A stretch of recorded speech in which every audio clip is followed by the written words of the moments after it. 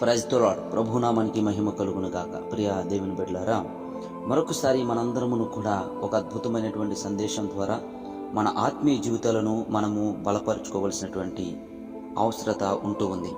చూడండి, మన జీవితంలో అనేక పర్యాయములు ఏదో ఒక విషయంలో పడిపోతూ ఉంటాం, కష్టాల్లో పడుతూ ఉంటాం. ఆ కష్టాలను బట్టి కన్నీళ్లు మనల్ని వెంబడిస్తూ ఉంటాయి, బాధలు వెంబడిస్తూ ఉంటాయి. ఇలా అనేక విధమైనటువంటి ఇబ్బందులలో మానవునిగా మనము ఏదో ఒక విషయంలో పడిపోతూనే ఉంటాం.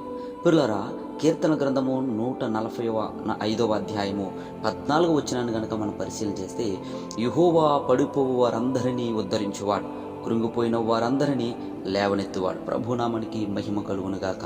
ఒకసారి గనక వాక్యాన్ని మనము పరిశీలన చేసినట్లయితే, యెహోవా పడిపోయిన వారందరినీ కూడా ఉద్ధరించేవాడు, కృంగిపోతున్న వారందరినీ కూడా ఆయన లేవనెత్తేవాడు.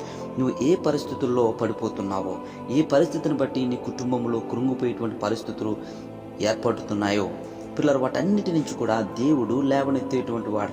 నీ బిడ్డల విషయంలో కృంగిపోతున్నావేమో, ఆర్థికపరమైన ఇబ్బందులతో కృంగిపోతున్నావేమో, భయంకరమైన పరిస్థితుల్లో కృంగిపోతున్నావేమో, ప్రతి విషయంలో పడిపోతూ ఉన్నావేమో, దేవుడు నిన్ను ఉద్ధరించి లేవనెత్తి ఉన్నతమైనటువంటి స్థానానికి నడిపించే దేవుడు మనం ఆరాధన చేస్తున్నటువంటి దేవుడు.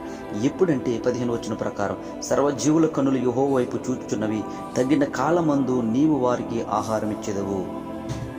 మనం ఎప్పుడైతే ప్రభు యొక్క పక్షాన మనం కన్నులెత్తి చూస్తామో, ప్రభు నా జీవితం ఎట్లా ఉంది, నేను పడిపోతూ ఉన్నానయ్యా, కృంగిపోతూ ఉన్నాను, నా ఆత్మీయ జీవితంలో అనేకమైన ఆశీర్వాదాలు ప్రభు అవసరత ఉందని ఎప్పుడైతే నువ్వు ప్రభు పక్షాన మరి నిలబడి నీ కన్నులు ఆకాశం వైపు ఎత్తి ప్రార్థన చేయడం ప్రారంభిస్తావో, ఆయన తగిన కాలం ముందు నిన్ను అద్భుతమైన రీతిలో ఆశీర్వదించే దేవుడు. 16వ వచనం, నీవు నీ గుప్పిళ్లను విప్పి ప్రతి జీవి కోరికను తృప్తిపరిచేది.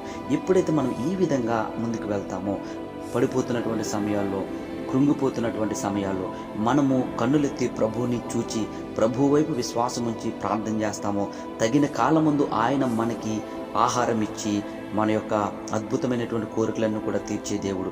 ఎట్లా అంటే, ఆయన గుప్పిళ్లను విప్పి పిల్లరా సమృద్ధితో కూడినటువంటి ఆశీర్వాదాలు నా జీవితంలో అనుగ్రహించే దేవుడు మనం ఆరాధన చేస్తున్నటువంటి దేవుడు. నువ్వెక్కడ పడిపోయావో, ఏ విషయంలో కృంగిపోతున్నావో, ఏ సమస్యను బట్టి కృంగిపోతున్నావో ఒక్కసారి నువ్వు జ్ఞాపకం చేసుకుని, సర్వజీవులు యెహోవా వైపు కన్నులెత్తిన మాట ప్రకారము నువ్వు కన్నులెత్తి యెహోవాను చూస్తూ ప్రార్థన చేస్తూ, అయ్యా నా పరిస్థితి ఎట్లా ఉందయ్యా, నా జీవితం ఎలా ఉందయ్యా, నువ్వు నన్ను బాగు చేయి నాయనా, నేను కృంగిపోయి ఉన్నాను, నన్ను లేవనెత్తు నాయనా, అయ్యా నీ వైపు చూచుచున్నానని నువ్వు ప్రార్థన చేయగలిగితే, ఆయన తగిన కాలమందు నిన్ను హెచ్చించి బలపరిచి ఆశీర్వదించే దేవుడు. ఆయన గుప్పిళ్లను విప్పి నీ కోరికను నెరవేర్చి నీకు నీ జీవితంలో సంతోషాన్ని, సమాధానాన్ని, సమస్తను అనుగ్రహించే దేవుడు మనం ఆరాధన చేస్తున్నటువంటి దేవుడు. అట్టి కృపా కనికరములు పరిశుద్ధాత్మ దేవుడు మనందరికీ దయచేయును గాక.